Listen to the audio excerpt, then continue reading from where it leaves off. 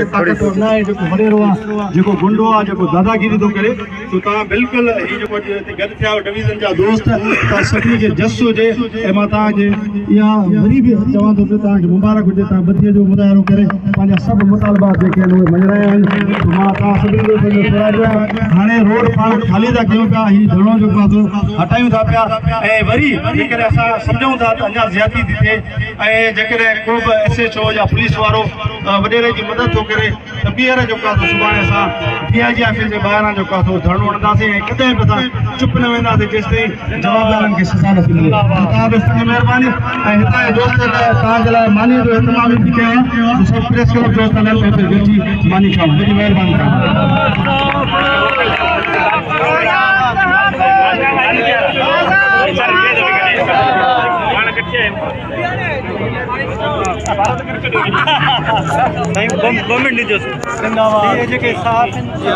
हाँ सजीद लफ्ज़नि में मज़म्मत कयां थो पियो सहाफ़ी हज़रात जेको तशद्दुद थिए थो उन्हनि जे मथां जेकियूं क़दग़न लॻनि थियूं पाबंदियूं लॻनि थियूं चाहे उहे वॾेरनि जे तरफ़ां हुजनि चाहे उहे हुकूमत जे तरफ़ां हुजनि सहाफ़ी हज़रात जी आज़ादी जे लाइ जमीयत उलमा इस्लाम उन सां शाना बशाना गॾु आहे ऐं अॼु जे हिन वाक़े जी मां न सिर्फ़ु मज़म्मत कयां थो मुतालबो कयां थो त असांजे हिन सहाफ़ी महराब खे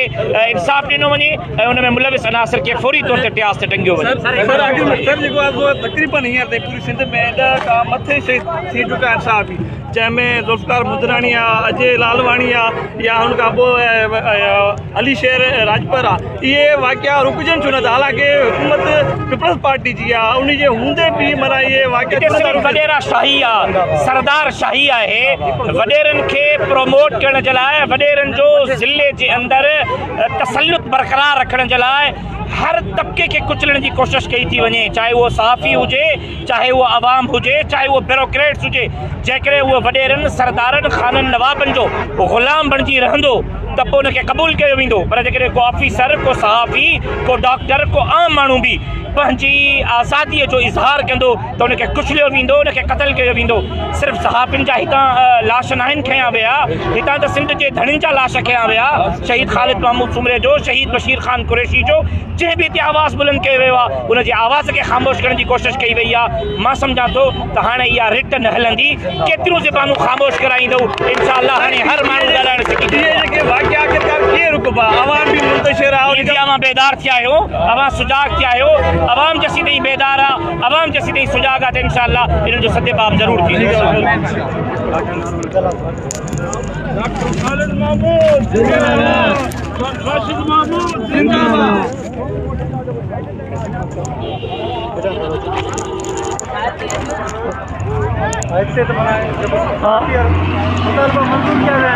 जीअं त नाज़रीन हींअर असां मौजूदु आहियूं द एक्सपर्ट मीडिया लाइव में बराह रास्त पखो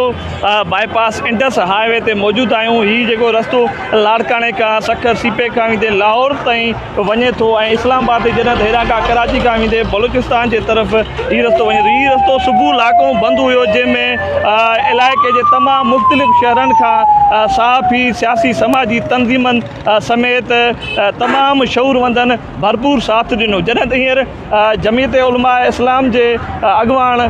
मौलाना राशिद महमूद सुमरे पंहिंजे बयान में चयो त इहे वाक़िया इंशाअल्लाह जल्द रोकबा ऐं इन लाइ आवाज़ असेंबली खां वेंदे सेनेट ताईं ऐं सूबा असेंबली खां वेंदे क़ौमी असेंबली ताईं उथारियो वेंदो जॾहिं त सिंध जे हर फोरम ते इहो आवाज़ उथारण जी जुस्तजू असां कयूं था ऐं जाखोड़ कयूं था ऐं जॾहिं त ॿिए तरफ़ यूनियन ऑफ जर्नलिस्ट लाड़काणे तरफ़ां कामयाबु धरणो लॻायो जॾहिं त पखे जे जेके वॾेरो हुजे सहाफ़ी नवाब तुंहिंजो ते काल बदतरीन तशद्दुद कयो उन ख़िलाफ़ अॼु थाणे ते FIR दाख़िल कई वई आहे जॾहिं त पुलिस इंतिज़ामिया तरफ़ां ऐं सिंध गवर्नमेंट तरफ़ां सहाफ़ियुनि जा तमामु मुतालबा मञिया विया आहिनि जॾहिं त जल्द खां जल्द उन वॾेरे खे गिरफ़्तार कयो वेंदो जॾहिं त हींअर सुबुह लाॻूं असांजो सहाफ़ी दोस्त थाणे में मौजूदु हुयो हुन खां हाल अहवाल वठंदासीं सॼे ॾींहं जी कार्रवाई कीअं रही वॾी महिरबानी तव्हांजी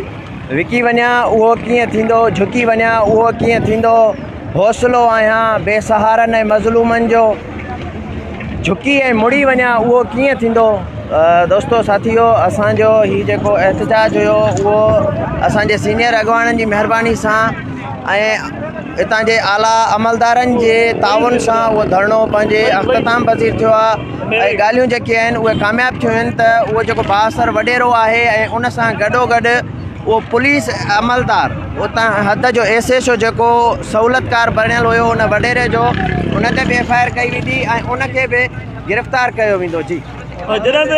तव्हां असांखे ॿुधाईंदा त सॼे ॾींहं में कहिड़ी कहिड़ी इंतिज़ामिया राब्ते में रही ऐं जेका पुलिस इंतिज़ामिया तरफ़ां या सिंध हुकूमत तरफ़ां कहिड़ा कहिड़ा नुमाइंदा अचनि पिया या ॻाल्हाइण लाइ राब्ते में रहिया? हा, सिंध हुकूमत जी पाण खे ॼाण कोन्हे त सिंध हुकूमत पारां को नुमाइंदो मोकिलियो वञे ऐं ख़ासि करे सिंध हुकूमत जो इहो पुराणो अमल रहियो आहे या उन्हनि जो हिकिड़ो इहो पुराणो कमु चइजे जेके ख़ासि करे धरणनि वारनि खे धरणनि ते वेठल जेके बि उस्ताद हुजनि चाहे को बि अहिड़ो को बि पाकिस्तान जो सिंध जो महकमो हुजे इदारो हुजे उतां जा जेकॾहिं माण्हू पंहिंजे हक़ वठण लाइ एहतजाज कंदा आहिनि त सिंध हुकूमत खे मौक़ो मिली वेंदो आहे उन्हनि ते हथ साफ़ करण जो उन्हनि जे मथां शेलिंग करण जो उन्हनि खे धक हणाइण जो त उहो हिते पाण खे नज़र कोन आयो। छा आहे जो हिते समूरा कलमधणी ऐं साफ़ ई वेठा हुया हिते जेके बि हुयूं कैमरा जूं अखियूं हुयूं सो हुननि इहो अमल त न करे सघिया बहरहाल हू मजबूर थिया त कीअं न कीअं हिननि कलमधणियुनि खे माठ करायो वञे हिननि खे रस्तो ॾिनो वञे त जीअं ही चुप करे सघनि।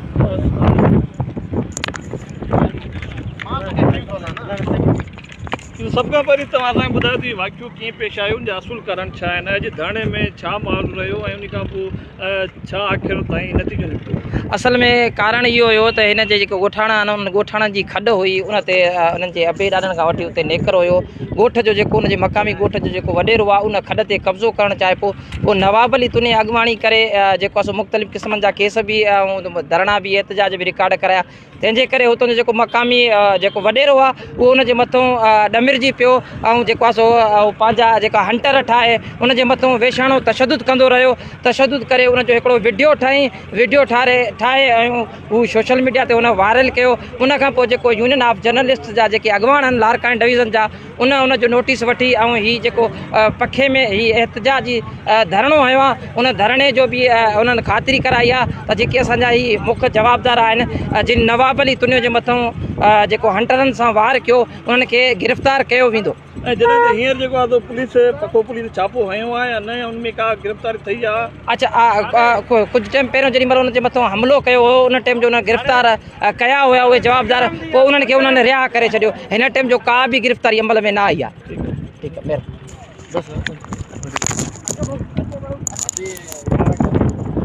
जीअं त नाज़रीन असां खे बराह रास्त एक्सपर्ट मीडिया पेज तां लाइव ॾेखारियूं पिया मंज़र जॾहिं त हिते तमामु पुलिस इंतिज़ामिया ऐं साफ़ यूनियन ऑफ जर्नलिस्ट जूं ॻाल्हियूं कामयाबु थी वियूं त जॾहिं त जवाबदार मुख्य जवाबदार जेको रियाज़ तुनियो आहे उन ख़िलाफ़ जल्द गिरफ़्तारी लाइ कार्रवाई कई वेंदी ऐं उनखे जल्द गिरफ़्तार कया वेंदो। जॾहिं त पंहिंजे साथी रिपोर्टर अमरदा ऐं बादशाह जान खे इजाज़त ॾींदा पखे मां फ़ी अमान अल्लाह।